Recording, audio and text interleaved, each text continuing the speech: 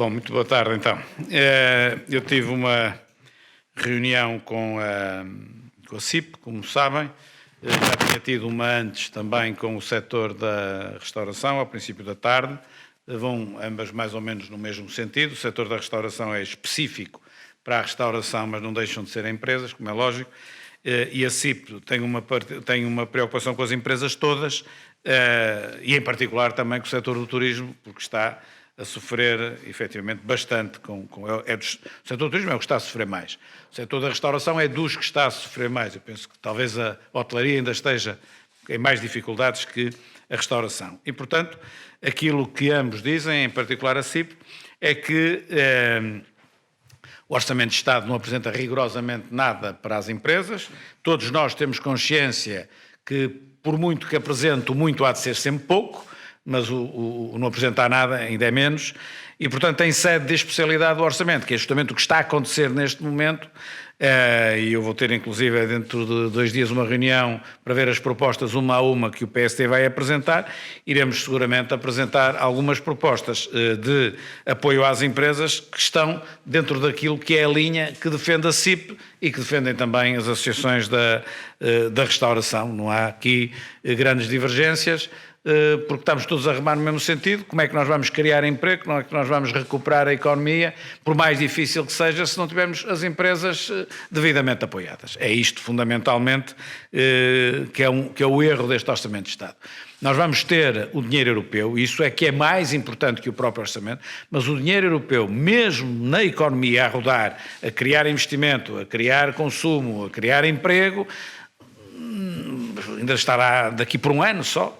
Os fundos virão mais cedo, mas a rodar na economia, a andar no terreno, que é o que interessa para o efeito, ainda demorará para aí um ano e, portanto, até lá nós temos de gerir a economia do país.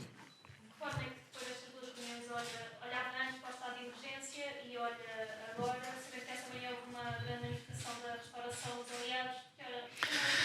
A restauração está numa situação muito difícil, o setor da restauração. Eu não estou a dizer que eles estão numa situação difícil, isso já disse há bocado. Não, é difícil lidar com o problema. Eu, como sabem, nunca faço demagogia e com um assunto desta delicadeza ainda menos faço. Portanto, não vou criticar as coisas de forma gratuita. Por um lado, nós queremos que os restaurantes abram para poderem vender, para poder faturar e para as pessoas terem emprego. E, por outro lado, queremos que os restaurantes fechem para as pessoas não se encontrarem e não passarem o vírus uns aos outros. Portanto, isto é uma equação praticamente sem solução agradável. Portanto, nós temos de ir para o meio do caminho, que é permitir o funcionamento, mas o funcionamento de forma muito condicionada, com o espaçamento que sabemos entre as mesas, com limitação do número de pessoas por mesa, eventualmente até com utilização de máscara no restaurante nos períodos em que não se está efetivamente a comer, em que se pode ter a máscara, e depois complementar isso com efetivamente ajudas do Estado a essas empresas que, mesmo funcionando assim, vão faturar muito pouco, e esse pouco é o que se poupa, digamos assim, em passagem de vírus de uns para os outros. Tem de se encontrar uma solução deste equilíbrio. Eu acho que isto é a situação mais sensata de todas. Não é? Eu relativamente às medidas recentes que o Governo tomou ao abrigo do estado de emergência, eu tomei conhecimento delas na mesma altura em que todos os demais portugueses tomaram, ou seja, quando nós votamos o estado de emergência, nós votamos o estado de emergência para possibilitar ao Governo tomar as medidas que entender como necessárias. O Governo entendeu que as necessárias eram estas. Eu também não quero aqui fazer, digamos assim, uma oposição declarada a algo que é muito difícil. Mas tenho alguma dificuldade em entender a eficácia. Por exemplo, o facto de não se poder estar nas ruas entre as 11 da noite e as 5 da manhã, claro que trava a passagem da epidemia, mas a minha pergunta é entre as 11 da noite e as 5 da manhã que na rua se passa a epidemia? Não será tanto assim, não é? Portanto, não sei o nível de eficácia que isso pode ter. Relativamente ao fim de semana, entre a 1 da tarde e as 5 da manhã, designadamente ao sábado, nem tanto ao domingo, mas no sábado, eu tenho receio que isso possa ser até um pouco pior, porque pode concentrar no sábado de manhã as compras que as famílias normalmente, as compras semanais, que as famílias normalmente fazem ao sábado. Ora, se tudo estiver fechado à tarde, ou, quer dizer, tem de estar fechado, se a pessoa não pode sair, não vale a pena estar aberto. Concentra um pouco de manhã. Portanto, eu tenho dúvida também sobre a eficácia, porque o concentrar pode ter o efeito contrário àquilo que se pretende. Portanto, tenho alguma perspectiva crítica, mas não quero exagerar, porque não quero aproveitar para dizer mal de tudo e alguma coisa, quando tenho consciência que as pessoas estão desagradadas e por isso acolhem qualquer crítica. Eu quero manter, obviamente, o sentido de Estado. E com o sentido de Estado, aquilo que eu digo é que duvido um pouco da eficácia das medidas, da maneira como estão desenhadas. Agora, a pandemia está a crescer de uma forma enorme, nos termos que, aliás, estava mais ou menos previsto. Lembram-se provavelmente das minhas declarações, ainda recentemente, quando toda a gente criticou a app no telemóvel, que não queria ser obrigada a descarregar uma app, e eu disse, o meu problema não é obrigar, o meu problema é a eficácia da app. Se fosse eficaz, tomara eu que fosse eficaz. Nós estão a ver o número de mortes que temos por dia, o número de infecções que temos por dia, e isto é que nós temos mesmo de evitar, e portanto está dentro, infelizmente, dentro daquilo que está mais ou menos a ser projetado. Mas as medidas que foram tomadas eram as medidas que o PSD esperava que o Governo tomasse, e considera que as que foram tomadas pecam por ineficazes? Não, eu não vou dizer que pecam por ineficaz. Vamos lá ver.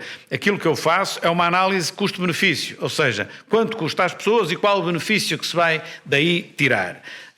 Que nós temos de tomar medidas, efetivamente temos de tomar medidas. Portanto, eu estava-lhe a referir que a medida de recolher obrigatório entre as 11 da noite e as 5 da manhã, infelizmente, dá-me ideia, terá fraca eficácia, porque as pessoas não andam na rua, ao domingo à noite, à segunda à noite, à terça à noite, à quarta à noite, não é?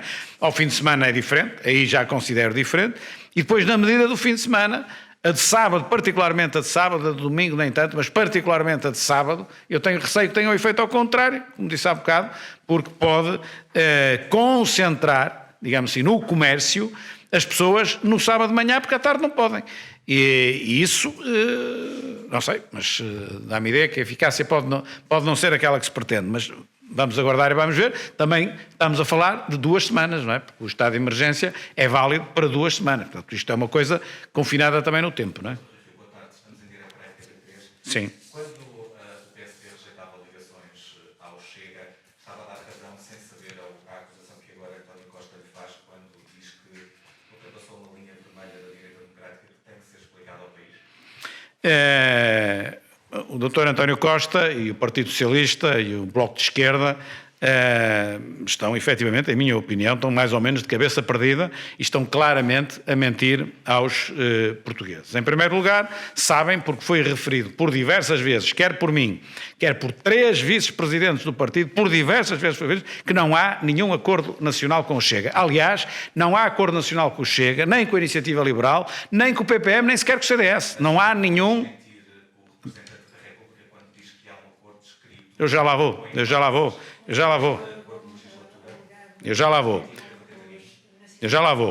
Eu estou a dizer que, estava eu a dizer que o Dr. António Costa sabe que está a mentir, porque já foi dito claramente que não há nenhum acordo nacional, nem com o Chega, nem com a Iniciativa Liberal, nem com o PPM, nem sequer com o próprio CDS. Pronto, acordo nacional. O que existe é ao nível dos Açores, ao nível regional, decidido lá. E o que foi decidido lá para que o Chega vote favoravelmente o governo denominado Aliança Democrática é qualquer coisa como 4 compromissos, digamos assim. Fazer uma proposta de redução dos deputados regionais. Isto é fascista? É de extrema-direita? Segundo, baixar a incidência da subsídio-dependência nos Açores. Nos Açores, hoje a taxa não está tão alta, mas está muito alta. Já chegou a haver 8% da população dos Açores a receber o rendimento mínimo garantido sem emprego. É uma proposta fascista querer baixar o rendimento mínimo nacional, o número de pessoas com o rendimento mínimo garantido e terem emprego e trabalho e rendimento? Isto é fascista? Criar um gabinete de luta contra a corrupção. É fascista lutar contra a corrupção? Só queriam provavelmente que eu dissesse assim, eu era contra a corrupção, mas quando descobri que o Chega também é, eu passei a ser a favor da corrupção. Isto não faz sentido para ninguém. Quarto ponto, reforçar a autonomia dos Açores, que é um ponto lá dos Açores. São estes 4 pontos que decidiram lá regionalmente. Não fui eu que decidi. Mas se quiser que eu diga com toda a frontalidade, sou a favor da redução dos deputados regionais, sou a favor do aumento do emprego e de baixa do rendimento mínimo garantido, sou a favor da luta contra a corrupção. A autonomia regional é uma coisa... Diga. Poderia contar com o apoio do Chega para casos semelhantes a nível nacional.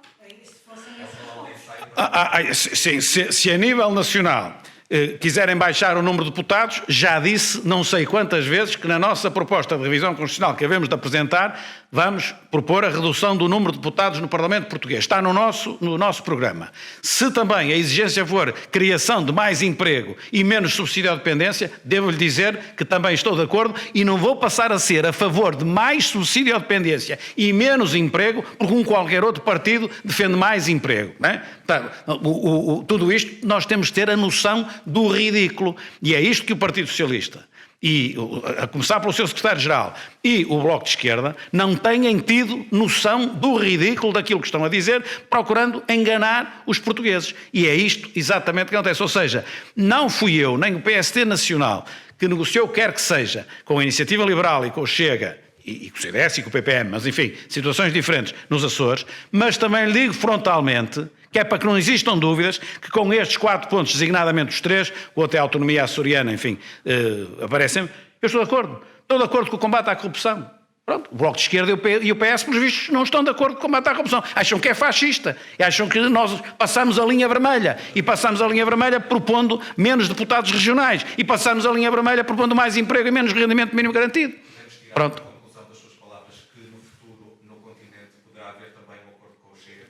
No futuro, no continente, já tive oportunidade de dizer isto, uma vez muito claramente, que deu origem a não sei quantos incêndios, até porque estávamos na época de verão, não sei quantos incêndios políticos. Se o Chega se moderar, pode haver hipóteses, naturalmente, de diálogo. Se o Chega não se moderar, não há hipótese de diálogo. Nos Açores, moderou-se. Pediu para baixar deputados regionais, para baixar a incidência do rendimento mínimo garantido e para combater a corrupção. Acho que se moderou. Desculpe. Pisou a linha vermelha de querer baixar os deputados regionais, de querer baixar o número de pessoas desempregadas e com rendimento mínimo garantido e de combater a corrupção. Foi essa a linha vermelha que o PSD passou.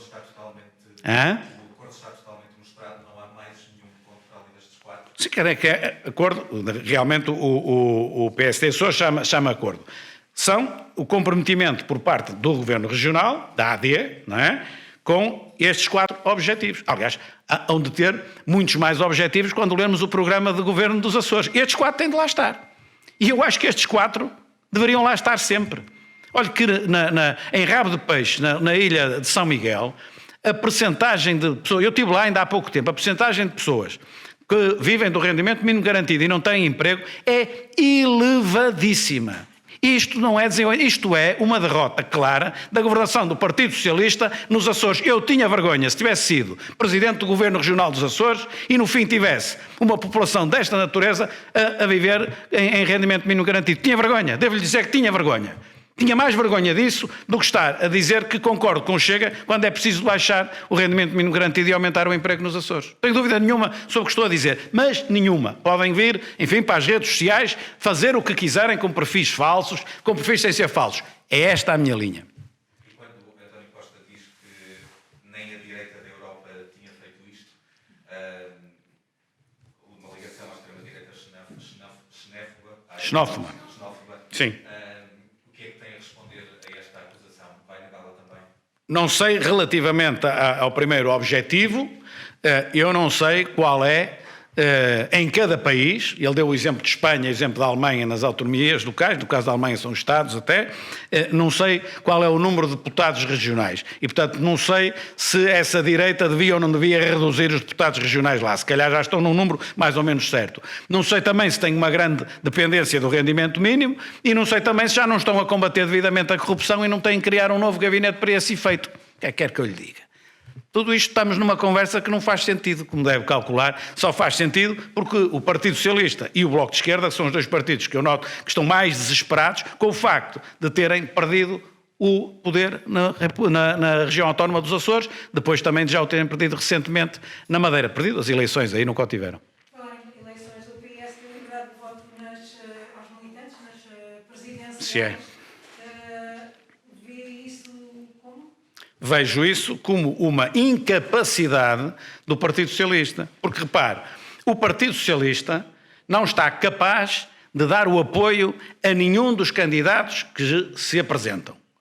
Mas, apesar de não estar capaz de dar o apoio a nenhum, não se revê em nenhum, também não está capaz de promover uma candidatura em que se reveja.